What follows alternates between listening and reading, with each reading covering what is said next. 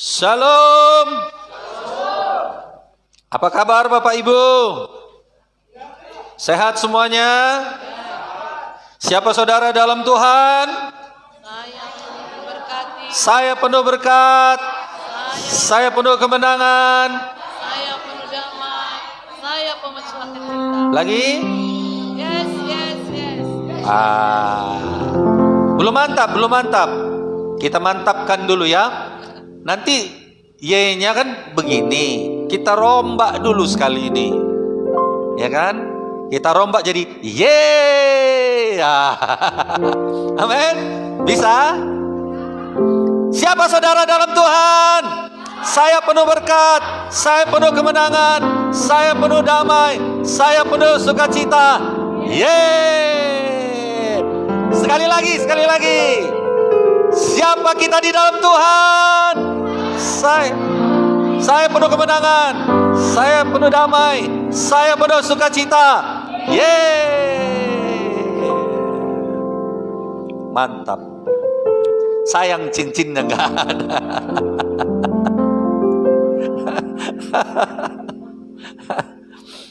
Puji Tuhan Bapak Ibu. Kiranya semuanya kita hari ini diberkati di dalam minggu pertama bulan April ini. Saudaraku, dan hari ini juga kita akan semeja lagi dengan Tuhan. Dan kita menyambut Paskah ini tanggal 18 April mendatang. Kita percaya persiapan hati kita untuk menyambut Paskah ini, biarlah semangat daripada Roh Kudus, sukacita daripada Roh Kudus menyala-nyala di dalam diri kita. Dan hari ini renungan firman Tuhan kepada kita dalam menyambut Paskah ini, keajaiban darah Yesus Kristus. Bapak Ibu, darah mulai dari perjanjian lama sampai dengan perjanjian baru, benang merahnya itu tidak lepas dari darah, pencurahan darah. Kita tahu kalau kita bicara tentang darah, berarti kita bicara tentang nyawa. Kalau kita mengerti nyawa, berarti itu bicara lagi tentang kehidupan. Darah, nyawa, kehidupan. Darah itu adalah simbol. Bapak Ibu, di dalam perjanjian lama, bayangan untuk perjanjian baru, bahwasanya pengampunan dosa di dalam perjanjian lama harus ada pencurahan darah. Maka dikenapilah di dalam diri Yesus korban anak domba yang sesungguhnya, darahnya sendiri, darah Yesus sendiri. Pernahkah kita merasa takut dalam hidup kita? Bahwasanya dosa itulah yang memberikan ketakutan. Dosa itulah yang menghilangkan damai. Dosa itulah yang membuat hidup kita ini gundah gulana, pikiran yang kacau, tidak ada sukacita, tidak ada gairah. Tetapi kita bicara tentang nyawa, maka ada kehidupan. Itu sebabnya kehidupan jadi bagi kita. Kita bukan menjadi orang yang mati rohani lagi, melainkan hidup kita menjadi memiliki kehidupan rohani yang sesungguhnya. Amin. Jadi, mengapa kita tidak boleh makan darah? Karena di dalam darah itu nyawa segala makhluk. Kalau kita makan darah, berarti kita makan nyawa. Betul? Hanya darah Yesus yang bisa kita minum dan makan. Karena di dalam darah Yesus itu ada kehidupan.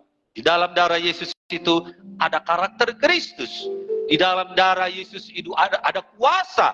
Di dalam darah Yesus itu ada kemenangan, ada perlindungan. Amin. Jadi kalau kita makan atau minum darah binatang, maka apa? Sifatnya akan mengalir. Jadi jangan makan darah lagi. Amin. Kalau ada orang kekurangan darah di rumah sakit, tidak bisa darah binatang, betul? Maka darah manusia juga yang akan ditransfusikan ke dalam dirinya. Yang satu golongan.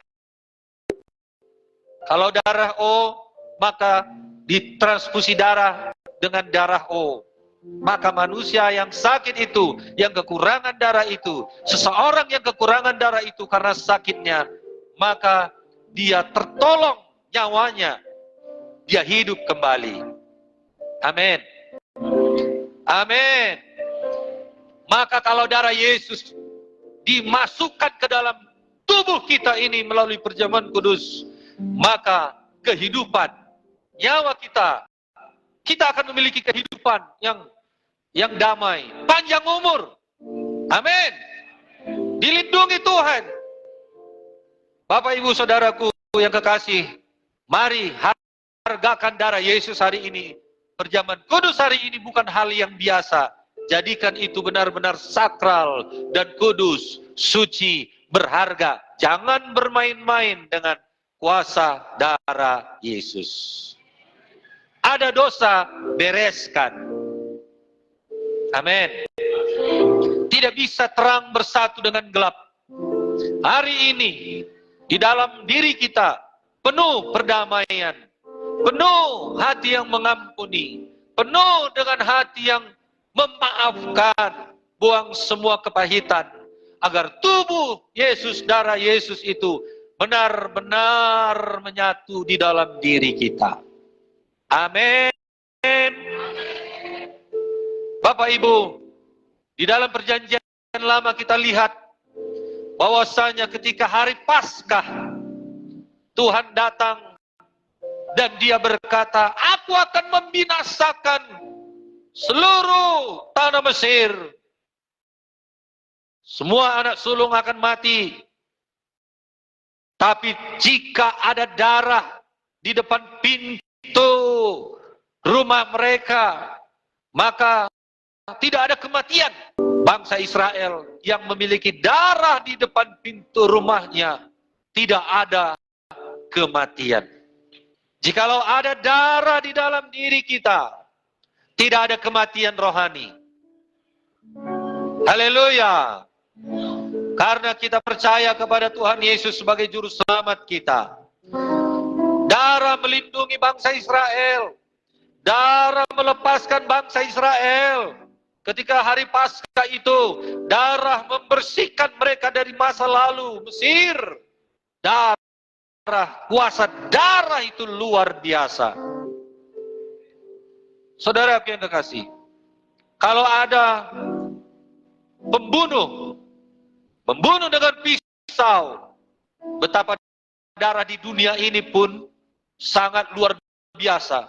Sudah dicucinya pisau itu, sudah disabun bersih pisau itu.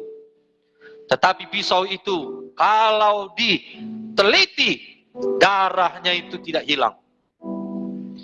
Kita bisa lihat DNA-nya, golongan darahnya, sekecil apapun itu, bisa ketahuan darah siapa di dalamnya.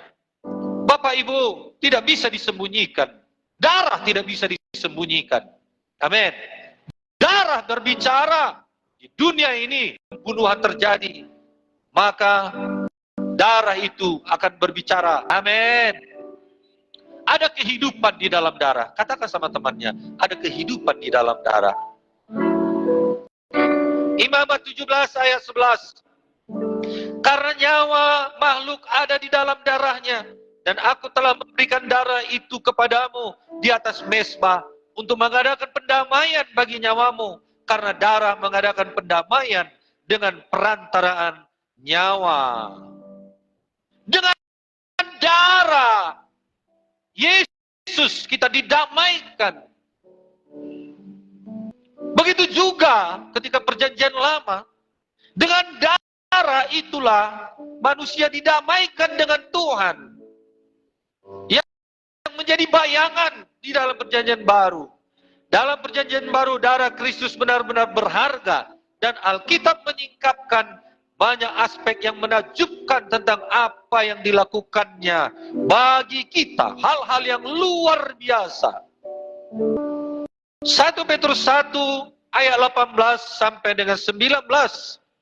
Sebab kamu tahu bahwa kamu telah ditebus dari cara hidupmu yang sia-sia, yang kamu warisi dari nenek moyangmu itu, bukan dengan barang yang fana, bukan pula dengan perak, bukan dengan emas, melainkan dengan darah yang mahal, yaitu darah Kristus, yang sama seperti darah anak domba yang tak bernoda dan tak bercacat. Kita sudah ditebus dari cara hidup yang sia-sia. Sudah ditebus dari kehidupan lama yang sia-sia. Kehidupan lama yang begitu banyak dosa, yang begitu banyak kesalahan. Kita sudah ditebus dari sana. Bukan dengan emas, bukan dengan perak, melainkan dengan darah. Amin. Memangnya seberapa banyak uang kita bisa membeli darah orang lain untuk bisa menebus dosa kita? Gak bisa. Siapa saudara yang mau darahnya dicurahkan untuk mengampuni dosa saya? Ada yang mau? Tidak ada yang mau manusia ini. Tetapi Yesuslah satu-satunya yang mau memberikan darahnya tercurah di kayu salib supaya kita selamat, dosa kita diampuni Tuhan, dosa kita disucikan Tuhan. Ibrani 9 ayat 12. Dan ia telah masuk satu kali untuk selama-lamanya ke dalam tempat yang kudus, bukan dengan membawa darah domba jantan dan darah anak lembu, tetapi dengan membawa darahnya sendiri, dan dengan itu ia telah mendapat kelepasan yang kekal. Ketika perjanjian lama, imam masuk ke ruang maha kudus itu harus membawa darah. Darah itulah yang dipercikkan kepada tabut itu. Tetapi ketika Yesus mati di kayu salib, Dia sendirilah yang masuk ke dalam bait suci itu, ruang maha kudus itu, untuk mencurahkan darahnya sendiri untuk kita umatnya, sehingga kita menerima kehidupan yang kekal. Dalam perjanjian lama, dosa hanya dapat ditebus oleh darah hewan korban, tetapi Yesus sebagai anak domba Allah memberikan darahnya sebagai korban yang sempurna. Darah hewan tidak sempurna. Walaupun umur setahun katanya, tidak ada cacat pada domba itu, yang gemuk, sekalipun yang terbaik, tapi tidak sempurna. Hanya darah Yesuslah yang sempurna, yang kudus untuk mengampuni dosa kita sekali untuk selama-lamanya.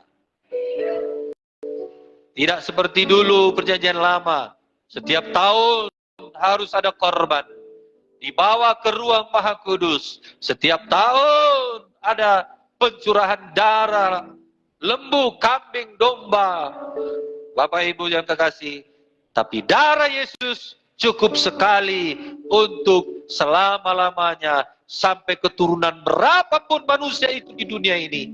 Cukup sekali darah Yesus itu dicurahkan untuk semua orang. Mungkin setelah kita mengakui dosa-dosa kita, kita masih merasa terikat dan ditaklukkan. Kita tidak merasa bebas dari dosa-dosa kita. Kita harus percaya dan berdiri di atas firman Tuhan. Wahyu 1 ayat 5. Dan dari Yesus Kristus saksi yang setia, yang pertama bangkit dari antara orang mati, dan yang berkuasa atas raja-raja di bumi, bagi Dia yang mengasihi kita dan telah melepaskan kita dari dosa-dosa kita oleh darahnya. Kita dibebaskan dari dosa kita oleh darah Yesus yang dicurahkan di kayu salib. Yesus membayar penuh, membayar lunas. Yang dulunya kita terjual. Kenapa terjual? Karena Adam dan Hawa makan buah itu. Kita terjual kepada iblis. Kita tergadai kepada iblis. sehingga manusia itu dalam kuasa iblis. Tetapi Tuhan Yesus mengerti jalan keluarnya, darahnya tercurah. Oleh karena itu jangan biarkan iblis lagi mencuri, menipu kita melalui pikiran kita ini dengan rasa bersalah. Katakan kepada iblis, diam kau iblis, dosaku sudah diampuni. Saya mau bertobat sungguh-sungguh, saya mau mengikut Tuhan dengan sungguh-sungguh. Amin. Haleluya. Sempurna darah Yesus itu. Lunas kita, dibeli dengan darahnya, bukan dengan hutang. Amin. Bilang sama temannya, lunas kita dibayar. Dibayar dengan darah Yesus. Katakan lagi, bukan dengan kredit kita dibayar. Amin. Tuhan itu bukan Tuhan yang loyo, yang lemah. Tuhan itu adalah Tuhan yang ajaib. Setetes saja cukup bagi kita. Amin. Sangat dahsyat, sangat luar biasa. Lunas, lunas. Tidak ada istilah kredit. Darah Yesus mengampuni dan menyucikan kita dari segala dosa. Tanpa penumpahan darah tidak ada pengampunan. Ibrani 9 ayat 22. Dan hampir segala sesuatu disucikan menurut hukum Taurat dengan darah.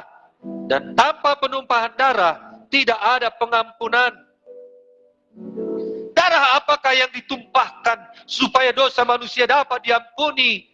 Alkitab menyatakan, sebab tidak ada mungkin darah binatang yang dapat mengampuni dosa manusia. Amin. Ibrani 10 ayat 4 dan 11. Sebab tidak mungkin darah lembu jantan dan darah domba jantan menghapus dosa. Selanjutnya, setiap imam melakukan tiap-tiap hari pelayanannya dan berulang-ulang mempersembahkan korban yang sama sekali tidak dapat menghapuskan dosa. Darah Yesuslah darah yang mengampuni dosa, yang menyucikan dosa. Amin. Dalam Ibrani 9 ayat 20 ini menyatakan darah Yesus adalah darah perjanjian yang ditetapkan Allah untuk menghapus dosa kita. Inilah darah perjanjian yang ditetapkan Allah bagi saudara dan saya. Amin. Darah Yesus. Ibrani 10 ayat 14. Sebab oleh satu korban saja ia telah menyempurnakan untuk selama-lamanya mereka yang ia kuduskan. Oleh sebab itu setiap kali kita mengaku dosa kita, dia adalah setia dan adil. Amin. Saudaraku, mungkin kita sering jatuh ke dalam dosa. Memang kita tidak menjadi orang yang suci, tapi kadang kita sering juga jatuh kepada dosa. Maksudnya suci, kita bertumbuh setiap hari. Bilang sama temannya, maksudnya suci adalah bertumbuh setiap hari. Maksudnya kudus adalah bertobat setiap hari. Karena firman Tuhan ini, setiap orang yang mengaku dosa, dia setia dan adil. Dia mengampuni dosa kita. Yang penting jangan hidup di dalam dosa. Beda hidup di lumpur, beda jatuh ke lumpur. Hidup ke lumpur, memang di situ hidupnya dan tidak mau bertobat. Tapi kalau jatuh ke lumpur, kita mau keluar dari lumpur itu dan mau dibersihkan. Tetapi persoalannya, manusia itu mulutnya mengaku bertobat, tetapi tidak sejalan dengan tingkah lakunya. Itu sama juga, hidup di lumpur. Hidup di dalam dosa. Maka kita minta ampun, kuasa darah Yesus menyucikan. Gak ada gunanya. dosa kita hari ini, mengaku, Tuhan ampuni Tuhan, dosaku hari ini, sudah kutampar istriku. Contoh, benar-benar bertobatlah. Tapi minggu depan jangan gitu lagi. Itu namanya bertumbuh. Sesuai dengan tindakannya dan ucapannya, maka dibenarkan. Bukan hanya ucapan, tetapi tindakan kita tidak seturut dengan apa kata Tuhan. Jadi Bapak Ibu Saudaraku yang kekasih, kita perlu mengerti bahwasanya pertobatan itu adalah menunjukkan pertumbuhan rohani kita. Nanti setelah Yesus datang, barulah kita disempurnakan. Sudah cukup sempurna kita menurut ukuran manusia. Yesus datang menyempurnakan kesempurnaan yang sesungguhnya. Haleluya. Oleh karena itu, teruslah bertumbuh. Itulah maksudnya hidup di dalam kesucian. Jadi bukan berarti tanpa dosa. Kadang-kadang kita memang masih banyak salah di dunia ini. Tetapi kita harus bertumbuh. Amin. Dosa yang ini hari ini mungkin tinggalkan itu. Jangan lagi ada besok. Ada lagi kesalahan kita besok. Tinggalkan itu. Mengaku kepada Tuhan. Bertumbuh. Jangan ulangi lagi berikutnya. Itu namanya bertumbuh. Haleluya. Itu namanya hidup dalam kekudusan. Itu namanya hidup dalam kedewasaan rohani. Sepanjang diri kita ini benar-benar mau bertobat, Tuhan mengerti, Tuhan tahu, maka ada pengampunan disediakan bagi kita. Jadi jangan bilang, kalau sudah dia bilang neraka pun jadi, udah. Kalau dia memang benar-benar nggak mau bertobat, sebagaimana ucapannya itu akan jadi padanya.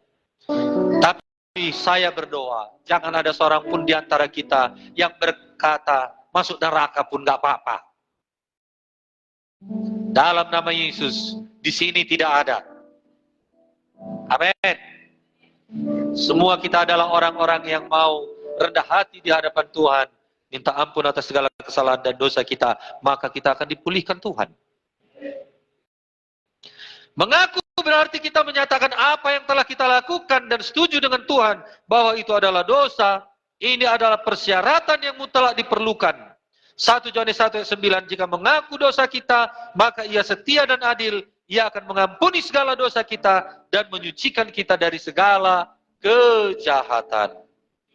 Ketika hati nurani kita mengingatkan kita bahwa kita telah melakukan kesalahan, kita dapat dengan mudah mengatakan sesuatu seperti, ya Tuhan, aku telah berdosa, ampunilah aku. Dan ketika kita mengaku, hasilnya adalah kita diampuni dan dibersihkan. Kita disiram kembali. Kita dibersihkan.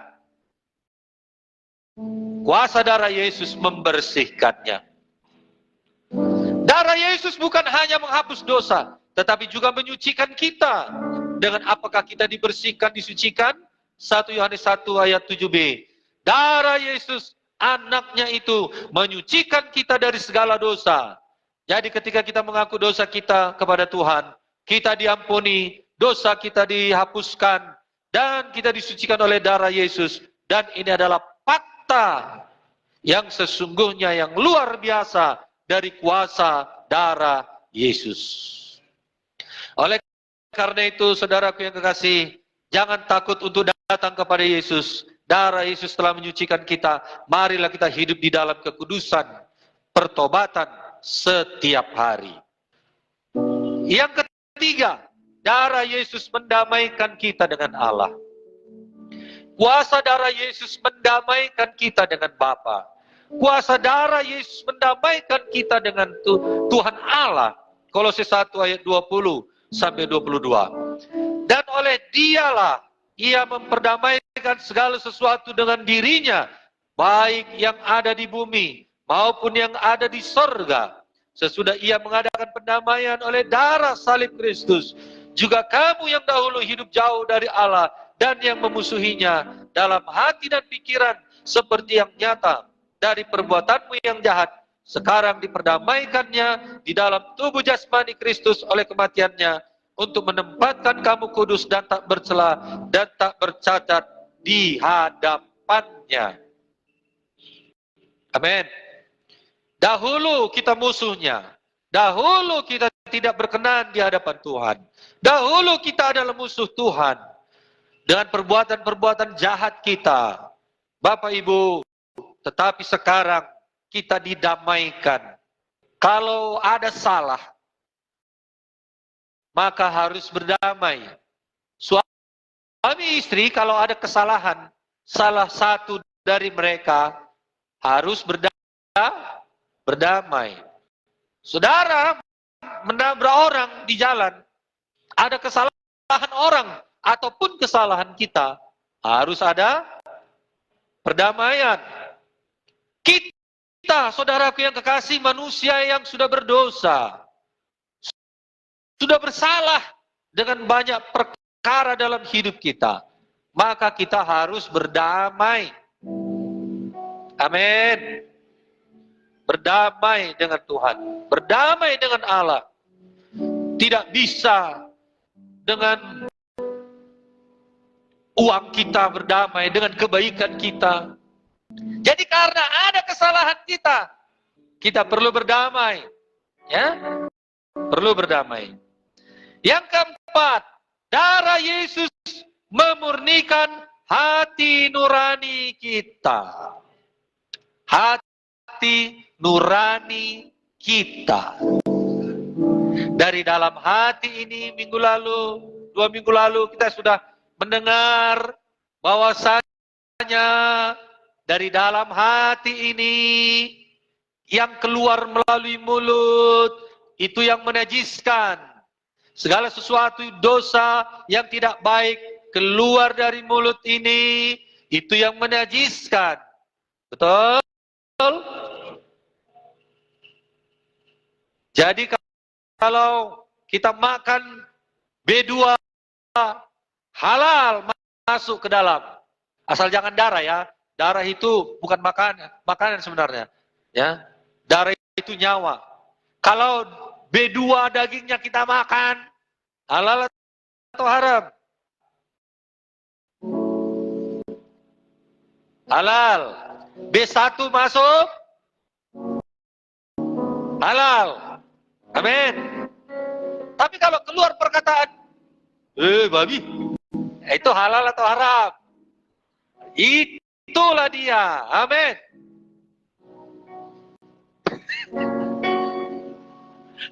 Kalau berkata, bodat, itu haram.